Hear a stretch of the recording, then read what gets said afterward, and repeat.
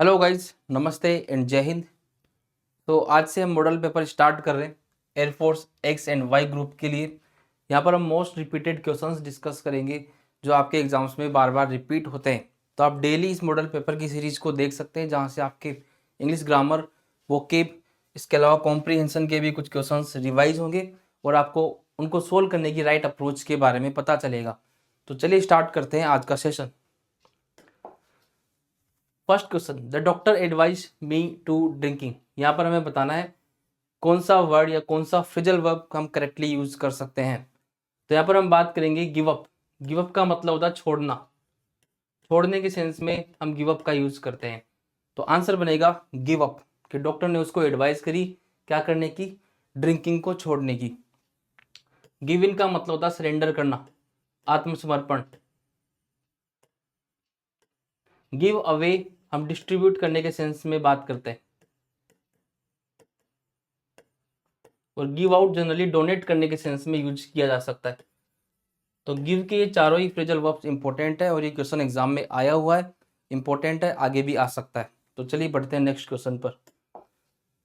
You are unable to the meaning of this passage. यहाँ पर हम मेक से रिलेटेड फ्रेजल वर्ब्स की बात करेंगे। एक है हमारा मेक ऑफ, जिसका मतलब होता है फरार होना, कोई चीज सामान लेके फरार हो जाना, उस सेंस में मेक ऑफ की बात करते हैं।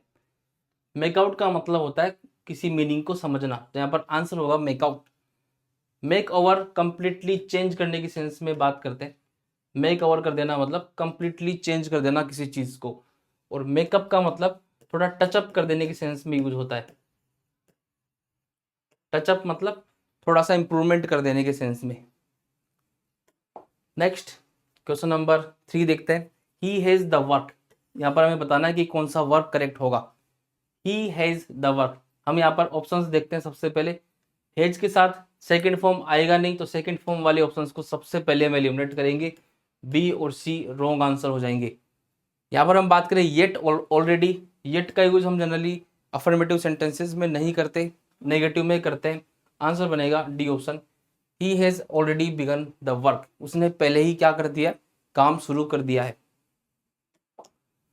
नेक्स्ट है हमारा question, Sunny has been studying in Delhi college last year.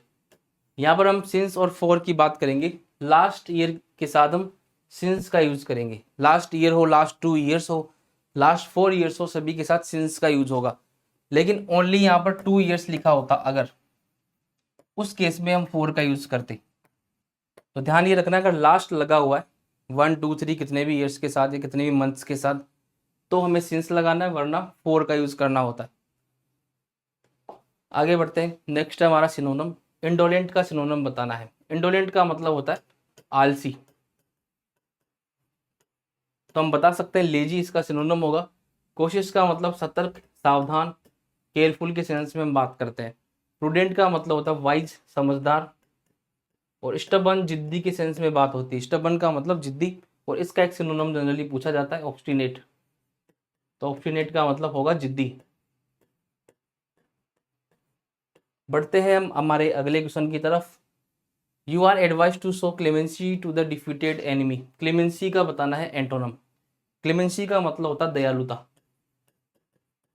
Kindness जिसको बोल सकते हैं। और काइंडनेस को इनमें से हम बोल सकते हैं मर्ची, ये तो सिनोनिम में हो जाएगा। हमें बताना है इसका एंटोनम जो होगा केयरलेसनेस। केयरलेसनेस का मतलब होगी निर्दयता। ओके, तो मर्सी, लीनियंसी, काइंडनेस, तो इसके सिनोनिम्स की तरफ जाएंगे। एंटोनम एक ही बनेगा, केयरलेसनेस। अगला हमारा क्वेश्चन है हेस्ट। हेस्ट का सिनोनिम क्या होगा। हेस्ट का मतलब होता है जल्दी, और जल्दी को हम और क्या बोल सकते हैं, हरी। Option C. बर्डन, एक्सपेक्ट, और जो हमारा वर्ड है साइट, आसान से वर्ड्स है, इनको तो हम आसानी से एलिमिनेट कर सकते हैं।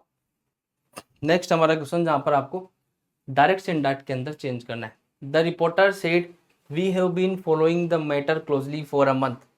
यहाँ पर हम क्या कर सकते हैं, सेड का सेड रहेगा, दैट से दोनों सेंटेंसेस को हम कनेक्ट करेंगे। उसके बाद में वी जो होगा फर्स्ट पर्सन प्रोनाउन है, रिपोर्टर के अकॉर्डिंग चेंज होगा, लेकिन वी प्लूरल में है, तो थर्ड पर्सन का प्लूरल दे हम प्रोनाउन के जगह पे यूज करेंगे। इसका मतलब वी और ही वाले ऑप्शंस को हम एलिमिनेट कर सकते हैं। ए और सी गलत हो गए।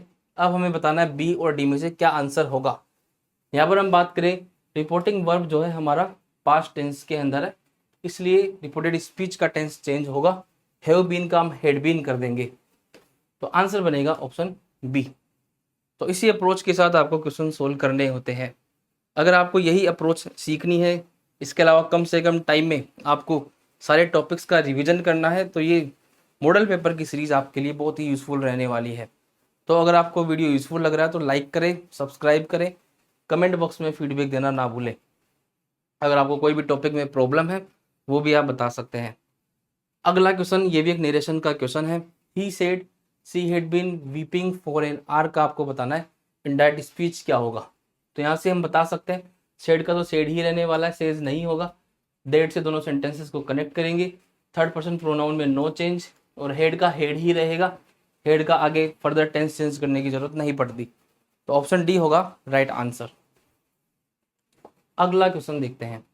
आई said to you you should not be trusted. यहाँ पर भी हमें डायरेक्ट से इनडायरेक्ट में चेंज करना है। सेड टू यहाँ पर टोल्ड के अंदर चेंज हो जाएगा। आई टोल्ड यू दैट, ही का ही रहेगा, थर्ड पर्सन प्रोनाउन है, और शुड का शुड ही रहेगा। शुड में हम कोई चेंज नहीं करते हैं, तो आंसर होगा ऑप्शन डी। तो आप देख रहे हैं कितने फास्ट हम आंसर कर सकते हैं अगर हमें राइट अप्रोच पता होती है। अगला है वॉइस का question. A fresh batch of eggs was collected by the farmer's wife. ये सेंटेंस जो है पैसिव में दिया हुआ है, हमें एक्टिव में चेंज करना है। तो यहाँ पर हम देखते हैं वॉज कलेक्टेड किसका पैसिव होता है, पास्ट इंडेफिनिट का। तो पास्ट इंडेफिनिट टेंस यहाँ कहाँ दिख रहा है हमें, ओनली ऑप्शन बी के अंदर।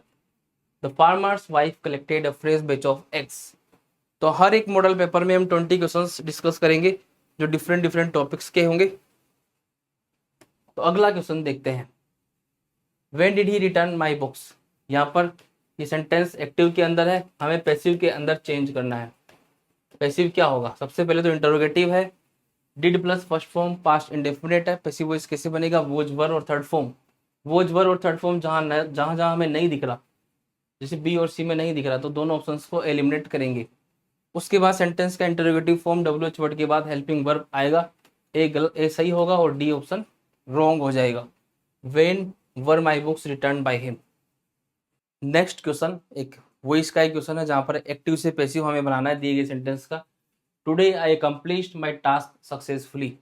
यहाँ पर सेकंड फॉर्म का यूज है, तो हम बता सकते हैं passive voice was were third form से बनेगा, जो हमें सिर्फ एक ऑप्शन में दिख रहा है। Today my task was accomplished successfully, option D right answer. तो आप देख सकते हैं कि किस तरीके से हम बिल्कुल लिमिटेड टाइम के अंदर इनको सोल्व कर सकते हैं। चलिए बढ़ते हैं नेक्स्ट क्वेश्चन पर। The appearance of the city day by day. यहाँ पर हम कौन सी वर्ब का यूज करेंगे, डे बाई डे का मतलब होता है दिनों दिन, और ये कंटिन्यूटी को दिखाता है। यहाँ पर हम इज चेंजिंग कंटिन्यूस का यूज कर सकते हैं, प्रेजेंट कंटिन्यूस।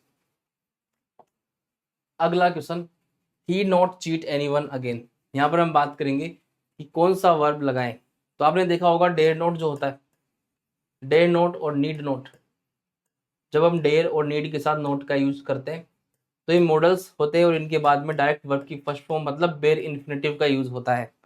तो यहाँ पर हम लगाएंगे सब्जेक्ट कुछ भी हो फर्क नहीं पड़ेगा, he dare not cheat anyone again. Okay, तो डेयर नॉट यहाँ पर मॉडल की तरह यूज होगा और डेयर नॉट की फॉर्म जो है सेम रहेगी। Next, take an umbrella it rain today.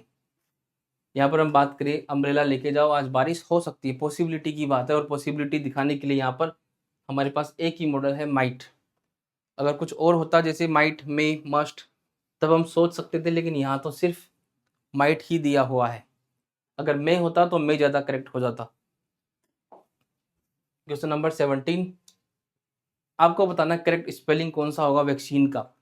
तो वैक्सीन की जो करेक्ट स्पेलिंग होती है VACCINE, option D right answer.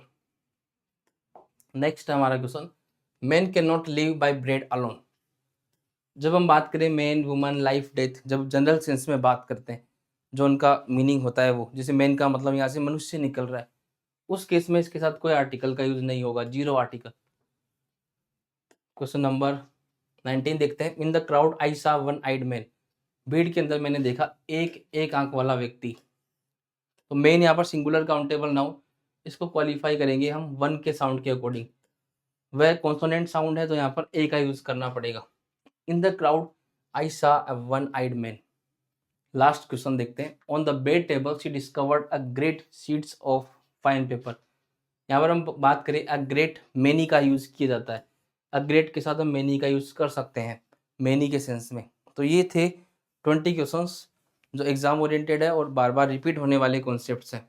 अगर आप चाहते हैं कि डेली हम इसी तरीके से मॉडल पेपर्स करें तो कमेंट बॉक्स में बताना ना भूलें। इसके अलावा किसी भी टॉपिक में अगर आपको प्रॉब्लम है या आप चाहते हैं कि हम वन शॉट वीडियोस करें हर एक टॉपिक के, तो वो भी कमेंट बॉक्स में बता सकते हैं। मिलते हैं नेक्स्ट वीडियो में। Thank you.